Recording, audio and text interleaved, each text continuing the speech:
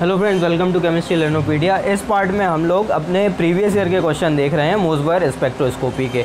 तो मोज़वायर स्पेक्ट्रोस्कोपी को पढ़ने से पहले आप लोगों को बता दूं कि मैंने जो पार्ट 4 में डॉपलर शिफ्ट पढ़ाया था तो उससे रिलेटेड एक क्वेश्चन था, तो यहाँ पे मैंने वो लिख दिया है।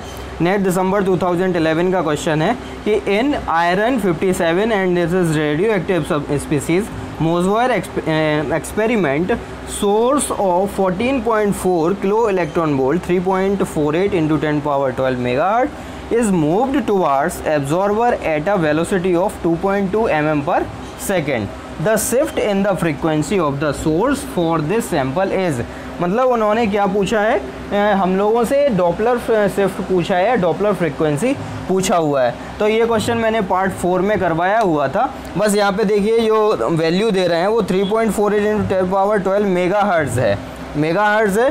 तो यहाँ पे देखिए उस मेगाहर्ट्ज़ को 10 पावर 12 है ना, तो मेगाहर्ट्ज़, और जब इसको हम लोग 3.84 into 10 power 12 into 10 to the power 6 hertz कर देंगे तो ये कितना बन जाएगा, 10 पावर 18 के ऑर्डर का आ जाएगा। तो सेम वही क्वेश्चन है, कोई भी डिफरेंस नहीं है, आंसर हो जाएगा इसका 25.52 मेगाहर्ट्ज़। हाँ, तो अब आप लोगों से एक और बात है कि आप लोग बैकग्राउंड नॉइज़ पे ध्यान मत दीजिएगा, क्योंकि गर्मी काफ़ी हो रही है, इसलिए मुझे आज कूलर चलाने ऑन करना पड़ा। इसलिए आप लोग बैकग्राउंड नॉइज़ पे बिल्कुल भी ध्यान मत दीजिए। तो आपको ध्यान देना है तो सिर्फ यहाँ पे जो मैं क्वेश्चन करा रहा हूँ उन पे ध्यान देना है। और आप लोगों से एक और बात कहनी है कि जो चैनल पे नए हैं और आप लोगों को अगर कंटेंट पसंद आ रहा हो तो चैनल को एक सब्सक्राइब ज़रूर करें, क्योंकि एक टीचर आप लोगों से सिर्फ आपसे पैसे नहीं मांग रहा है, आपसे सिर्फ एक मोटिवेशन के तौर पे आप लोगों से लाइक और सब्सक्रिप्शन मांग रहा है, ठीक है। क्योंकि आप लोगों के लाइक करने से, कमेंट और सब्सक्राइब करने से, हम लोग सब्सक्राइब करने से एक मोटिवेशन आता है कि और अच्छी से अच्छी वीडियो अपने सब्सक्राइबर्स को दी जाए, अपने स्टूडेंट्स को दी जाए। तो इसीलिए मैं आपसे कह रहा हूँ कि चैनल को अगर आप लोगों को वीडियो ज़रूर पसंद आ रही है तो उस पर आप लोग कमेंट करके बताएं कि कहाँ उसमें अगर जो भी कमी होगी तो उसको भी दूर करने की कोशिश की जाएगी। तो कमेंट ज़रूर करके बताइए कि क्या कमी है और किस तरीके से सुधार कर सकते हैं, और वीडियो का जो पार्ट अच्छा लगे तो उसको भी ज़रूर बताएं और सब्सक्राइब ज़रूर करें। तो आइए हम लोग जब देखते हैं अब दूसरा क्वेश्चन इसका, तो इसको आप लोग नोट कर लीजिए। नेक्स्ट क्वेश्चन देखिए, नेट जून 2011 का कह रहे हैं कंसीडर द कंपाउंड्स। कंपाउंड कौन कौन से गिवन है, SnF4, SnCl4, R3SnCl, ठीक है। ये 3 कंपाउंड हम लोगों को गिवन है। The nuclear quadrupolar splitting are observed for, तो वो कह रहे हैं कि न्यूक्लियर क्वाड्रुपोलर स्प्लिटिंग किस किस में होगी। तो यहाँ पे हमारे पास 3 गिवन है कंपाउंड और न्यूक्लियर क्वाड्रुपोलर स्प्लिटिंग बतानी है। तो न्यूक्लियर क्वाड्रुपोलर स्प्लिटिंग का कॉन्सेप्ट क्या था, हम लोगों ने किस पार्ट में पढ़ा हुआ था, न्यूक्लियर क्वाड्रुपोलर का हम लोगों ने सेकंड पार्ट में पढ़ा हुआ था। पार्ट सेकंड आप लोग न्यूक्लियर क्वाड्रुपोलर का आप लोग पार्ट, ठीक है, इसको मैं बता दूं कौन से पार्ट में कराया गया था। तो नेट किसका है, हाँ, तो इसको आप लोग पार्ट सेकंड में ज़रूर देखिएगा, पार्ट सेकंड पढ़ाया हुआ है। तो न्यूक्लियर क्वाड्रुपोलर स्प्लिटिंग का कॉन्सेप्ट था कि अगर हमारे पास स्फेरिकल अरेंजमेंट होगा तो स्फेरिकल अरेंजमेंट के केस में कोई भी क्वाड्रुपोलर स्प्लिटिंग नहीं होगी, और अगर नॉन स्फेरिकल अरेंजमेंट होगा तो क्वाड्रुपोलर स्प्लिटिंग होगी। यानी EFG is compose of two types, electronic configuration and ligand configuration. तो हम लोगों को इलेक्ट्रॉनिक कॉन्फ़िगरेशन अगर डिफ़र करता है या नॉन स्फेरिकल है तब क्वाड्रुपोलर स्प्लिटिंग होगी, और अगर स्फेरिकल है तो क्वाड्रुपोलर स्प्लिटिंग नहीं होगी। इलेक्ट्रॉनिक कॉन्फ़िगरेशन हो गया। लिगेंड कॉन्फ़िगरेशन में भी बताया हुआ था कि लिगेंड अगर सेम है, स्फेरिकल अरेंजमेंट है, ML4 ML6 टाइप का है, तो वहाँ पे क्वाड्रुपोलर स्प्लिटिंग नहीं होगी, और नॉन स्फेरिकल अरेंजमेंट होगा यानी डिफरेंट लिगेंड होंगे तो वहाँ पे क्वाड्रुपोलर स्प्लिटिंग हो जाएगी। तो यहाँ पे देखिए अगर हम लोग इस कॉन्सेप्ट से देखें तो केवल हम लोगों को R3SnCl मिल रहा है जहाँ पे हमारा लिगेंड डिफ़र कर गया है। तो एक सी तो पक्का हमारा आंसर हो गया है, लेकिन मैंने ये भी बताया हुआ था SnF4 का अरेंजमेंट, ये मैंने अपने पार्ट 4 में बताया हुआ था कि SnF4 का जो अरेंजमेंट होता है वो Ml4 टाइप यानी टेट्राहाइड्रल शेप में नहीं होता है। इसका जो अरेंजमेंट होता है वो पॉलीमरिक शेप में चला जाता है। तो पॉलीमरिक शेप में जाने की वजह से इसका जो Ml4 टाइप या टेट्राहाइड्रल शेप होता है वो डिस्टॉर्ट हो जाता है और spherical arrangement non spherical arrangement में कन्वर्ट हो जाता है। तो यहाँ पे आंसर A और C हो जाएगा, जबकि SnCl4 टेट्राहाइड्रल ज्योमेट्री है तो आंसर हो जाएगा A एंड C। सो हमारा ऑप्शन कौन सा करेक्ट हो गया, A एंड C किस में आ रहा है, option number D is correct. Next question is NET June 2012 और उसमें कह रहे हैं if Mossbauer spectrum of FeCO5 is recorded in the presence of a magnetic field, the original spectrum with 2 lines changes into 1 with 1 का मतलब ये नहीं है कि ये जो 2 लाइन्स हैं 2 लाइन्स वो 1 में चेंज हो रही हैं। इसका मतलब है कि ये जो 2 लाइन्स हैं वो इन चारों में से किस एक में चेंज हो रही हैं। तो आप लोग देखिए कि हमारे पास आयरन है, तो आयरन के केस में जब हम लोग आयरन की स्टडी करते हैं तो आयरन के लिए I is equal to half होता है for ground state and I is equal to 3/2 होता है एक्साइटेड स्टेट। तो जब हम लोगों ने अपने क्वाड्रूपोलर स्प्लिटिंग और मैग्नेटिक स्प्लिटिंग पढ़ी हुई थी तो हम लोगों को मैग्नेटिक स्प्लिटिंग यहाँ पे पूछा जा रहा है। तो magnetic splitting I is equal to half and I is equal to 3/2 के करस्पॉन्डिंग कितनी लाइंस मिल रही थी, वो हम लोगों ने Sn और आयरन दोनों के केस में देखा हुआ था। आप लोग पार्ट 4 में देख सकते हैं। और फॉर मोर डिटेल तो वहाँ पे हमारे पास 6 लाइंस में कन्वर्ट हो रही थी, मतलब हमारा जो एक्साइटेड स्टेट था वो 2I + 1 में चेंज हो रहा था। तो 2 × 3/2 + 1 यानी एक्साइटेड स्टेट की एनर्जी लेवल कितने में स्प्लिट हो रहे थे, यहाँ पे -3/2 था, -1/2 था, +1/2 एंड +3/2। और ग्राउंड स्टेट किस में चेंज हो रहा था, +½ एंड -½ ठीक है। तो मैंने अपने वहाँ ट्रिक बताई हुई थी कि जो ग्राउंड स्टेट की एनर्जी लेवल्स हैं उसमें हर एक एनर्जी लेवल से 3 लाइंस हमें मिलती हैं। तो +½ से हमें 3 लाइन मिलेंगी अलाउड ट्रांजिशन, क्योंकि अलाउड ट्रांजिशन के लिए ML = 0 एंड ±1 होना चाहिए। तो यहाँ पे I = ML वैल्यू हाफ के करस्पॉन्डिंग 3 लाइंस मिलेंगी, ML वैल्यू -½ के करस्पॉन्डिंग 3 लाइंस मिलेंगी। तो टोटल हम लोगों को कितनी लाइंस मिल जाएंगी, 6 लाइंस मिल जाएंगी। सो आंसर क्या हो गया हमारा, option number D is correct. यानी हमें कौन सा ऑप्शन मिला है, 6 लाइंस मिलती हैं। तो इन 6 लाइंस का कॉन्सेप्ट आप लोग पार्ट 4 में देख सकते हैं। So next question is NET June 2013 among the following those can act as Mossbauer nuclei. तो यहाँ पे हम लोगों को 4 मोज़वायर न्यूक्लियाई गिवन है और पूछा जा रहा है कि इन चारों में से कौन सा मोज़वायर एक्टिव न्यूक्लियाई होगा। तो मैंने अपने पार्ट 1 में बताया, कई सारे यहाँ पे लिखे हुए थे, तो वहाँ पे जाके आप लोग देख सकते हैं, क्योंकि इनको याद करना पड़ता है हम लोगों को। मेनली हैवी न्यूक्लियाई जो होते हैं हमारे पास वो मोज़वायर एक्टिव न्यूक्लियाई होते हैं। तो इन सब में देखिए कोबाल्ट 57 तो हम लोगों का किसका काम कर रहा था, ये सोर्स का काम कर रहा था। और ये इलेक्ट्रॉन कैप्चर करके पहले आयरन का रेडियो एक्टिव न्यूक्लियाई बना रहा था, उसके बाद वो अपने फर्स्ट एक्साइटेड स्टेट में आ रहा था and then gamma ray emit करके अपने ग्राउंड स्टेट में आ जा रहा था। तो ये तो हमारे पास सोर्स हो गया। आयरन का हम लोग स्टडी कर ही रहे हैं, आयोडीन एक्टिव न्यूक्लियाई होता है और antimony 121 is also Mossbauer active nuclei. So we have option number A, D and A, C and D are correct. So इसमें ACD का ऑप्शन कौन सा आ रहा है, ACD। So this option is correct. यानी हमारे पास iodine, iron and antimony are Mossbauer active nuclei. The next question is NET December 2014। So एक और बात मैं बता दूं आपको कि यहाँ पे जो भी क्वेश्चन कराए जा रहे हैं तो उनको आप लोग करिएगा। बाकी के और भी कुछ क्वेश्चन है तो इसकी PDF और भी जो क्वेश्चंस मैं नहीं करा रहा हूँ उनको आप लोग खुद करके देखिएगा। तो उसका जो PDF है मैं आप लोगों को डिस्क्रिप्शन में दे दूँगा, तो आप लोग वहाँ से डाउनलोड कर सकते हैं और क्वेश्चन को सॉल्व कर सकते हैं। तो नेट दिसंबर 2014 का क्वेश्चन है correct order of isomer shift in Mossbauer spectra of iron compound is. ठीक है, आयरन कंपाउंड के लिए हमें करेक्ट आइसोमर शिफ्ट बताना है कि करेक्ट आइसोमर शिफ्ट क्या होगा।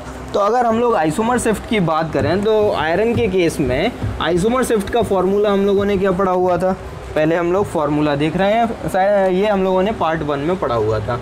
आइसोमर शिफ्ट का जो फॉर्मूला था, आइसोमर शिफ्ट का फॉर्मूला था A delta R upon R psi S square minus C, where delta R excited minus R ground state, R nuclei का एटॉमिक रेडियाई था, and psi S electron density, and A and C are constant. So हम लोगों ने iron के case में पढ़ा हुआ था, in case of iron 57 delta R value is negative and isomer shift is inversely proportional to S electron density. ये आप लोगों को याद रखना है, वहाँ भी बताया था। और isomer shift is direct part second में था, तो D electron density, D electron density. Okay, so अब देखिए यहाँ पे हमारे पास तीनों का ऐसे नहीं देखना है ऑप्शन के अकॉर्डिंग, हम लोगों को ये देख लेना है कि हमारे पास आयरन का कौन कौन सा आयन है। तो आयरन 2+ है, आयरन 3+ है और आयरन 4+ है। So if we talk about the iron 2+, iron का बताइए पहले। तो आयरन का कितना होता है? आयरन का होता है valence electronic configuration 3d6 4s 0। तो अगर हम लोग आयरन 2+ का देखें तो आयरन 2+ के केस में क्या हो जाएगा? ये 3d6 4s 0। आयरन 3+ के केस में हो जाएगा 3d5 4s 0 और आयरन 4+ के केस में हो जाएगा 3d4 4s 0। तो अब यहाँ पे बताइए कि हमारे पास एस इलेक्ट्रॉन डेंसिटी तो किसी में है नहीं, जो हमारे पास आयंस गिवन है, एस इलेक्ट्रॉन डेंसिटी तो गिवन है नहीं है, तो हमारा ये वाला टर्म कैंसिल हो गया। अब आइसोमर से directly proportional to D electron density, मतलब जिसके पास जितने ज़्यादा डी इलेक्ट्रॉन होंगे उसकी आइसोमर शिफ्ट उतनी ही ज़्यादा होगी। तो अब यहाँ पे आप लोग देख के आप लोग बता सकते हैं कि आयरन 2+ के पास 6 इलेक्ट्रॉन है, यानी ज़्यादा इलेक्ट्रॉन डेंसिटी है। फिर उसके बाद आयरन 3+ के बाद पास है, एंड देन आयरन 4+ के पास है। तो डायरेक्टली प्रोपोर्शनल है, आप लोग ऑप्शन देख के बता सकते हैं। ऑप्शन नंबर 1 इज़ करेक्ट, क्योंकि ये D6 configuration, D5 configuration and ये D4 कॉन्फ़िगरेशन है। तो option number A is correct हो जाएगा, इसको नोट कर लीजिए। सो नेट दिसंबर 2015 में पूछा गया था Mossbauer spectrum of a metal complex gives information about. अब वो इन्फॉर्मेशन पूछ रहा है, मतलब हम लोगों का थ्योरेटिकल पार्ट स्ट्रॉन्ग होना चाहिए। और थ्योरेटिकल पार्ट हम लोगों ने कहाँ पढ़ा है? अपने पार्ट 1 से लेके पार्ट 4 तक पढ़ा हुआ है। तो एक बार वो ज़रूर देखिए, आपको गारंटी दे रहा हूँ कि मोज़वायर स्पेक्ट्रोस्कोपी आपका सबसे ज़्यादा स्ट्रॉन्ग पोर्शन हो जाएगा, इसलिए आप लोग वो ज़रूर देखिए। तो यहाँ से देखिए, पहला ऑप्शन है oxidation state of spin state of metal, दूसरा है types of ligands coordinated to metal, nuclear spin state of metal, geometry of metal. तो अब अगर हम लोग oxidation state and spin state of metal की बात करें तो स्पिन स्टेट फिक्स रहती है, ऑक्सीडेशन स्टेट भी फिक्स होती है, क्योंकि अभी हम लोगों ने जो प्रीवियस एग्जांपल किया था आयरन 2, आयरन 3 एंड आयरन 4 का, तो वहाँ पे हम लोगों को ऑक्सीडेशन स्टेट तो उन्होंने दे रखी थी ना कि Fe2 है तब बताइए क्या होगा, Fe3 है तब बताइए क्या होगा, Fe4 है तब क्या होगा। तो ऑक्सीडेशन स्टेट तो वो लोग गिवन रहेगी, यानी इसका मोज़वायर स्पेक्ट्रोस्कोपी पे फ़र्क पड़ेगा। तो इससे जो पैरामीटर्स हैं उन पे क्या क्या है, उन पे क्या फ़र्क पड़ेगा। तो oxidation state and spin state तो हो नहीं सकता है। Types of ligands coordinated to metal, आज का जो दूसरा क्वेश्चन था वहाँ पे मैंने बताया हुआ था Ml4 एंड Ml6 टाइप के अगर लिगेंड होंगे तो स्फेरिकल अरेंजमेंट, और उससे अगर कुछ डिफरेंट हो जाएगा तो वो नॉन स्फेरिकल अरेंजमेंट होगा। तो यानी ये वाला पॉइंट हमारा सही हो गया। Nuclear spin state of metal, तो nuclear spin state of metal भी फिक्स होती है। आयरन के लिए ground state I=½ and I=½ for ground state and I=3/2 for excited state, तो ये भी फिक्स है। Geometry of metal, yes geometry पे डिपेंड करता है। टेट्राइड्रल ऑक्टाइड्रल है तो क्वाड्रुपोलर स्प्लिटिंग नहीं होगी। अगर हमारे पास जैसे ट्राइगोनल बाइपिरामिडल हो गया और भी पेंटागोनल बाइपिरामिडल हो गया, तो इस तरीके की ज्योमेट्री जब होती है, नॉन स्फेरिकल अरेंजमेंट होता है, तो हमारे पास क्वाड्रुपोलर स्प्लिटिंग मिलती है, यानी मोज़वायर स्पेक्ट्रम मिलता है हमें। तो जो ऑप्शन है ये भी करेक्ट हो गया, यानी हमारे कौन कौन से ऑप्शन करेक्ट हो, कौन कौन से पॉइंट करेक्ट हो गए? Point number B and point number D is correct. तो यहाँ पे हमारा बी एंड डी किस में आ रहा है? ऑप्शन नंबर डी में आ रहा है, तो ये करेक्ट हो जाएगा। समझ आ गया होगा। नेट जून 2016 का क्वेश्चन है कि to record Mossbauer spectrum of iron containing samples a source access use. तो आयरन के लिए हम लोगों को पता है सोर्स क्या होता है, आयरन के लिए सोर्स होता है कोबाल्ट 57। कोबाल्ट 57 किस किस में आ रहा है, ऑप्शन नंबर बी और सी में आ रहा है। ठीक है, ये बात हो गई। अब आ रहा है कि बीटा एमिशन होगा या इलेक्ट्रॉन कैप्चर होगा। तो फिर कह रहे हैं X after the nuclear transformation gives gamma radiation used in Mossbauer spectroscopy. तो मैंने आप लोगों को बताया हुआ था कि जब हम लोगों के पास कोबाल्ट 57 होता है और कोबाल्ट 57 इलेक्ट्रॉन कैप्चर करके, ये हम लोगों ने पार्ट 1 में पढ़ा हुआ था, ये आयरन 57 रेडियो एक्टिव न्यूक्लियाई और इसके लिए I=5/2 होता है। इसके बाद ये I=3/2 में आता है first excited state and then it emits 14.4 kilo electron volt energy, तो I=½ यानी ग्राउंड स्टेट में आ जाता है। तो देखिए क्या है, न्यूक्लियर ट्रांसफॉर्मेशन कहाँ हो रहा है, कोबाल्ट 57 से हमारा सोर्स हो गया और इलेक्ट्रॉन कैप्चर के बाद ये I=5/2 यानी आयरन के न्यूक्लियाई में कन्वर्ट हो रहा है। तो ऑप्शन कौन सा करेक्ट हो जाएगा, option number C is correct हो जाएगा। तो इसको आप लोग नोट कर लीजिए। Next question, June 2017 Mossbauer spectrum of complex given है iron 110 phenanthroline whole twice, NCS का whole twice. So 2 lines at 300 Kelvin, 4 lines at 186 Kelvin and again 2 lines at 77 Kelvin. This can be attributed to। तो अब यहाँ पे देखिए iron का complex है, इसमें स्पिन क्रॉसओवर फिनोमेना होती है जो कि हम लोगों ने अपने पार्ट 4 में पढ़े हुए थे। यानी जो आयरन का कॉम्प्लेक्स है वो हाई टेम्परेचर पे बताया था, high temperature high spin, low temperature low spin, ये बताया था। तो हाई टेम्परेचर 300 केल्विन है, तो 300 केल्विन पे कितने पीक्स मिलते हैं, 2 लाइंस मिलती हैं। यानी हमारे पास जो आयरन है वो Fe2 स्टेट हाई स्पिन में एग्जिस्ट करता है एट हाई टेम्परेचर। ठीक है, हाई टेम्परेचर। तो यहाँ पे देखिए आयरन 2+ का मतलब हो गया D6 कॉन्फ़िगरेशन और D6 किस में ब्रेक होता है, T2G4 Eg2। ये अरेंजमेंट कैसा हो गया, नॉन स्फेरिकल अरेंजमेंट हो गया कि नहीं, नॉन स्फेरिकल अरेंजमेंट। यहाँ पे अब एक और चीज़ बताइए कि हमारे पास लिगेंड में सिमेट्री है या नहीं है, लिगेंड में भी सिमेट्री नहीं है। तो लिगेंड कैसे हैं, लिगेंड का भी जो अरेंजमेंट है वो नॉन स्फेरिकल है। तो जब दोनों ही केस हम लोगों ने नॉन स्फेरिकल पढ़े हुए थे, इसका मतलब ये था कि बहुत ही ज़्यादा उसके स्प्लिटिंग हो रही है। यानी जो 2 लाइन्स हैं, डबलेट सिग्नल है, उसके बीच में जो सेपरेशन है वो ज़्यादा है। मोज़वायर स्प्लिटिंग कांस्टेंट हम लोगों ने पढ़ा हुआ था डेल्टा EQ, वो बहुत ज़्यादा है। तो यहाँ पे हम लोगों को डबलेट सिग्नल मिल रहा है with high value of delta EQ। अब जैसे जैसे ये टेम्परेचर कम करते जाते हैं, तो टेम्परेचर कम होने से स्पिन क्रॉसओवर मतलब स्पिन चेंज होते हैं। S=, यहाँ पे S=2 है, तो S=2 से S=0 तक जाने में स्पिन चेंज होते हैं। तो स्पिन जब चेंज होता है तो 186 केल्विन पर इसमें जो NCS का मोड है, NCS का जो मोड है कोऑर्डिनेशन का, वो चेंज होता है। एक NCS मतलब नाइट्रोजन डोनेटिंग साइड हो जाती है और एक सल्फ़र डोनेटिंग साइड हो जाती है। तो उस केस में हमारा जो इक्विलिब्रियम पॉइंट आता है वहाँ पे ये फर्स्ट केस हो गया, स्प्लिटिंग तो होती है लेकिन और यहाँ पे एक और जो सिग्नल हम लोगों को 4 लाइन मिलनी चाहिए, तो वहाँ पे इनमें बहुत ही कम सेपरेशन होता है। यानी हमारे पास Fe2+ लो, ये Fe2+ होता है वो लो स्पिन में चेंज हो जाता है 186 में, लेकिन यहाँ पे जो अरेंजमेंट होता है वो डिफ़र करता है लिगेंड का। तो ऐसे केस में जब लिगेंड का अरेंजमेंट डिफ़र हो और इलेक्ट्रॉनिक कॉन्फ़िगरेशन स्फेरिकल हो, तो वहाँ पे हमें इस तरीके की 4 लाइंस, मतलब इन दोनों के बीच में तो सेपरेशन है लेकिन यहाँ पे सेपरेशन कम होता है, 4 लाइंस मिलती हैं। और जैसे जैसे हम लोग टेम्परेचर कम करते जाते हैं तो Fe2+ यानी लो टेम्परेचर पे लो स्पिन में कॉम्प्लेक्स में चेंज हो जाता है और हमारे पास जो अबव कॉम्प्लेक्स है वो बिहेव करने लगता है PHEN का होल थ्राइस 2+ की तरह, यानी स्फेरिकल अरेंजमेंट हो जाता है। और तो वहाँ पे हमें ओनली सिंगलेट सिग्नल मिलता है।